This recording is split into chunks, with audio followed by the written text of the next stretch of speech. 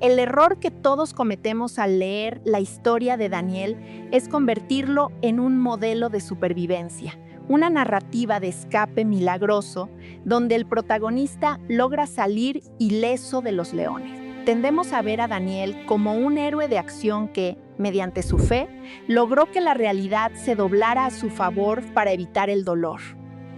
Pero esta es una distorsión peligrosa. Si ves a Daniel como alguien que buscó evitar el foso, entonces estás reduciendo tu fe a un mecanismo de defensa, una herramienta para la comodidad personal en lugar de una entrega radical a la soberanía de Dios. ¿Por qué es esto tan vital para ti hoy? Porque si crees que la fe es para evitar el problema, te frustrarás profundamente en el momento en que el problema aparezca y no se retire. Vivimos en una cultura que nos enseña que la religión es un seguro de vida, una póliza contra la enfermedad, la escasez o la persecución. Pero la historia de Daniel no trata sobre un hombre que evitó los leones. Trata sobre un hombre que decidió que la voluntad de Dios era más importante que su propia existencia, incluso cuando los leones estaban allí.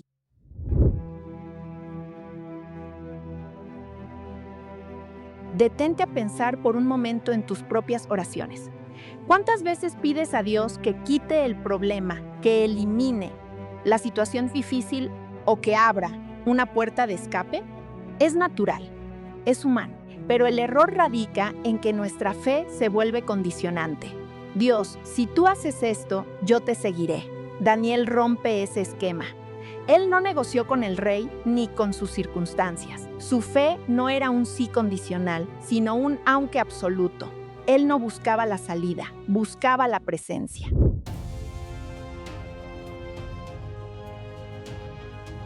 Y es aquí donde la mayoría de nosotros tropezamos al cerrar el libro del profeta. Queremos un Dios que nos proteja del fuego, pero la verdadera fe de Daniel nos muestra a un Dios que camina con nosotros dentro del fuego. Si quieres una historia de supervivencia, busca un cuento de aventuras. Si quieres entender la fe, debes mirar a un hombre que se mantuvo firme cuando el costo de su obediencia era la muerte misma. Para comprender la magnitud de ese sacrificio, primero debemos caminar por las calles de una Babilonia que buscaba borrar su identidad. Imagina por un momento la magnitud de la caída de Jerusalén. No fue solo una derrota militar, fue una catástrofe cultural y espiritual. Babilonia no quería solo los territorios, quería las mentes, los corazones y las identidades de los vencidos. Imagina a un joven judío siendo arrastrado, lejos de sus padres, de sus templos y de su lengua materna. Estaba en un entorno diseñado para asimilarlo, para desjudizarlo y convertirlo en un engranaje más de la maquinaria imperial de Nabucodonosor. Este proceso de asimilación era sistemático y brutal. Los jóvenes eran llevados a la escuela real, donde se les enseñaba la lengua de los babilonios y sus ciencias. Era una lavadora de identidades. Se les quería quitar la memoria de dónde venían para que olvidaran quiénes eran. En ese contexto, la fe no era una opción privada que podías ejercer solo los domingos. Era una resistencia diaria contra una estructura que quería reescribir tu ADN espiritual. Daniel y sus amigos estaban en el epicentro de una batalla cultural que hoy nos resulta extrañamente familiar. Y es aquí donde la dieta entra en juego, un detalle que a menudo pasamos por alto por ser superficial. El decreto de Nabucodonosor permitía a los jóvenes comer de la mesa del rey. Pero para un judío, la comida no era solo nutrición, era un lenguaje de santidad. Al comer los alimentos del rey, estaban aceptando la protección y la provisión de un sistema pagano. El texto dice que Daniel propuso en su corazón no contaminarse. No fue una protesta ruidosa en la plaza, sino una decisión interna, una de limitación de su propia alma frente a la presión del entorno. Pero observa la sutileza de su resistencia. Daniel no se convirtió en un rebelde social que buscaba el conflicto innecesario. Él pidió una prueba de 10 días. Fue estratégico, fue respetuoso, pero fue inquebrantable en su principio. Quería demostrar que la santidad no era una excusa para la falta de cooperación, sino una razón para la integridad. Él quería mostrar que se podía servir en la corte del rey sin servir al espíritu del rey. Esta es la verdadera fe, la capacidad de vivir en el mundo sin dejar que el mundo viva en ti. Ahora bien, pasemos a la siguiente etapa de la presión, donde la comida ya no era el problema, sino la influencia espiritual. Los jóvenes eran entrenados para ser los mejores en las ciencias de los babilonios, y Daniel lo fue. Aquí hay una verdad que nos duele admitir. Daniel no se aisló para ser fiel, no se fue a una cueva a meditar, se metió en el corazón del sistema de poder.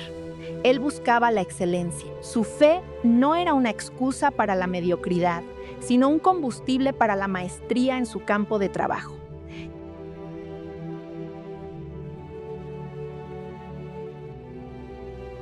Y es en este punto donde la exégesis nos revela algo profundo sobre su disciplina privada.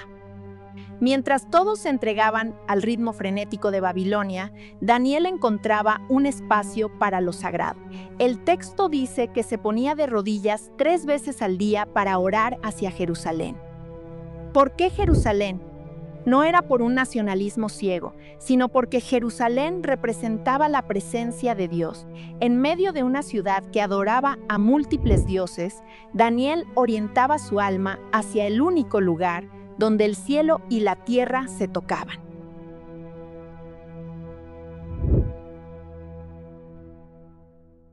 Imagina el riesgo de ese acto.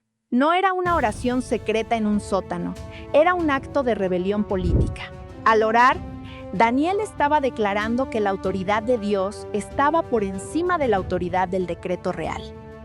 Y es aquí donde el error de la supervivencia se vuelve evidente.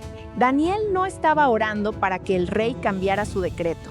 Estaba orando para mantener su conexión con el Rey de Reyes a pesar del decreto. Su prioridad no era la seguridad de su cuerpo, sino la integridad de su espíritu. Y entonces llega el momento del clímax, el decreto de la fosa de los leones. Aquí es donde la mayoría de nosotros nos identificamos con el miedo de Daniel. El rey estaba furioso, la ley estaba escrita, la muerte era inminente. Pero nota el detalle crucial. Daniel no cambió su hábito de oración por el miedo a la muerte. Si hubiera buscado la supervivencia, habría dejado de orar para evitar la ira del rey. Pero Daniel no podía dejar de orar para salvar su vida, porque su vida ya estaba entregada a Dios.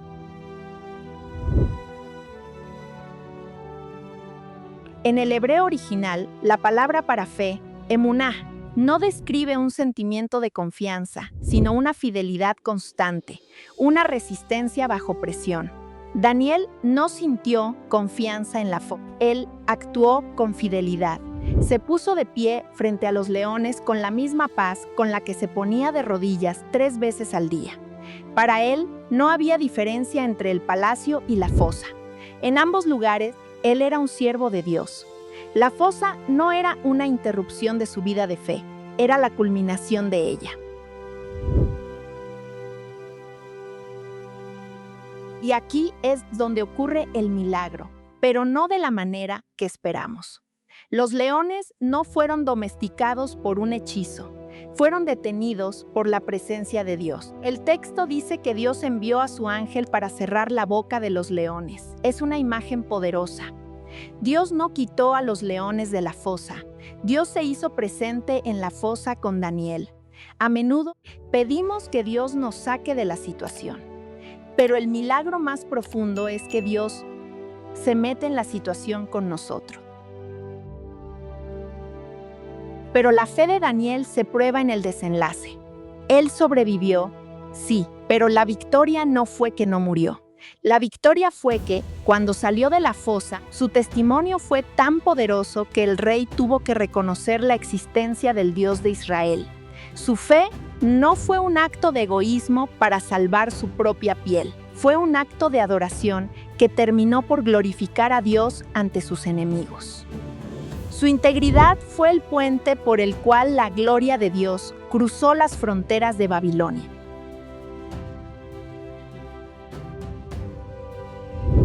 Dicho esto, es aquí donde nos encontramos con nuestra propia tendencia a fallar. Nosotros leemos estos y pensamos, si yo fuera Daniel, yo habría tenido esa valentía. Pero el problema es que estamos tratando de imitar su valentía sin imitar su entrega. Queremos la victoria sobre los leones sin querer la obediencia que nos lleva a la fosa. Queremos el milagro del ángel sin querer la disciplina de la oración privada. Estamos tratando de copiar el resultado de su vida sin querer el proceso que lo forjó. Y es ahí donde la historia nos confronta con nuestra propia cobardía. Nos da la impresión de que Daniel fue un superhombre, pero en realidad fue un hombre que entendió algo que nosotros olvidamos, que la seguridad no se encuentra en la ausencia de peligro, sino en la presencia de Dios. Si tu fe depende de que los leones no aparezcan, entonces tu fe es frágil. Si tu fe depende de que Dios esté contigo cuando los leones aparezcan, entonces tu fe es inquebrantable.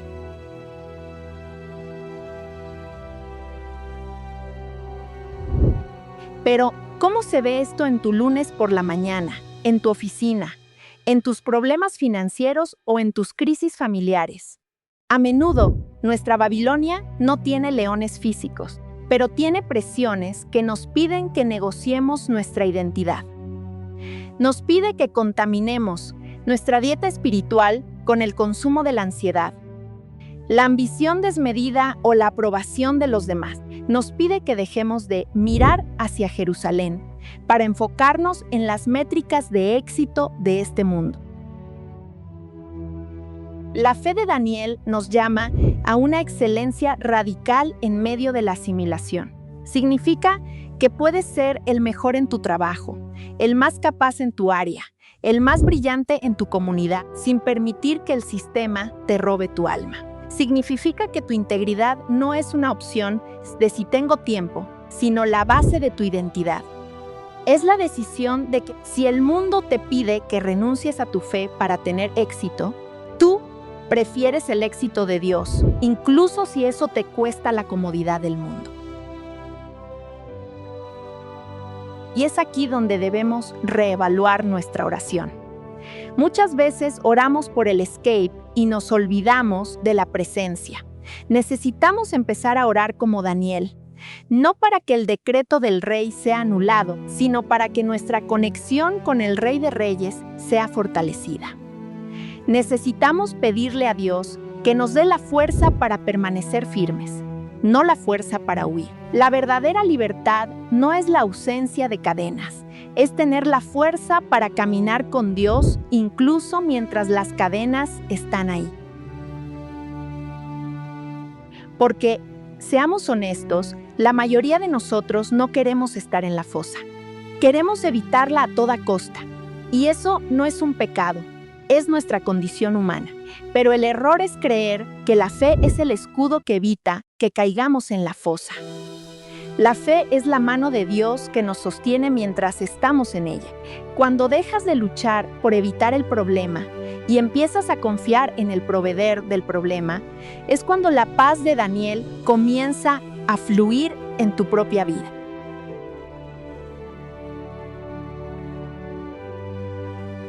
Ahora bien, piénsalo de esta manera. ¿Qué es lo que realmente te da miedo hoy? ¿Es el problema en sí o es la idea de que el problema podría ser más grande que tu fe? Daniel no temía a los leones porque sabía quién era el creador de la naturaleza. El miedo nace de una desconexión con la soberanía de Dios. Cuando vuelves a mirar hacia la Jerusalén de tu corazón, Donde habita la presencia de Dios, los leones pierden su poder de intimidación. Ya no son depredadores, son solo circunstancias bajo el control de tu Padre.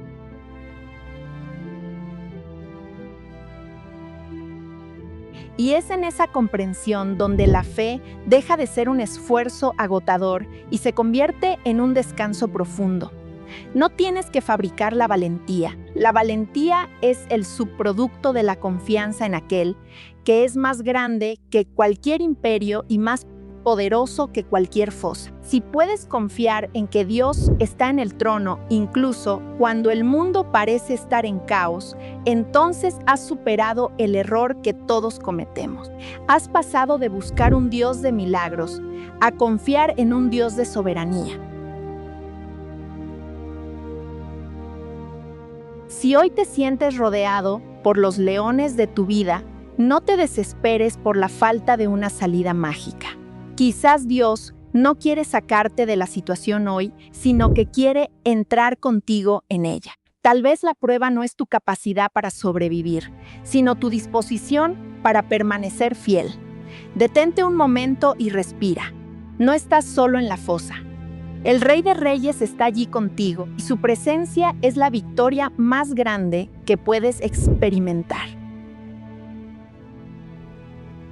Finalmente, quiero que te lleves esto a casa. La historia de Daniel no es una leyenda sobre un hombre que venció a los leones. Es un espejo que nos muestra nuestra propia resistencia. Nos pregunta si estamos dispuestos a ser fieles cuando el costo es alto. Si somos capaces de mantener nuestra identidad en un mundo que nos quiere borrar y si somos lo suficientemente valientes para confiar en la presencia de Dios por encima de nuestra propia seguridad. No busques una fe que te libre de los problemas. Busca una fe que te sostenga en medio de ellos. No busques una vida sin leones. Busca una vida con Dios. Porque cuando la presencia de Dios se convierte en tu prioridad absoluta, el resultado ya no importa tanto. Ya no se trata de si sobrevives o no, sino de que en cada respiración estás caminando con el único que nunca puede ser derrotado. Esa es la fe de Daniel. Esa es la fe que cambia tu mundo.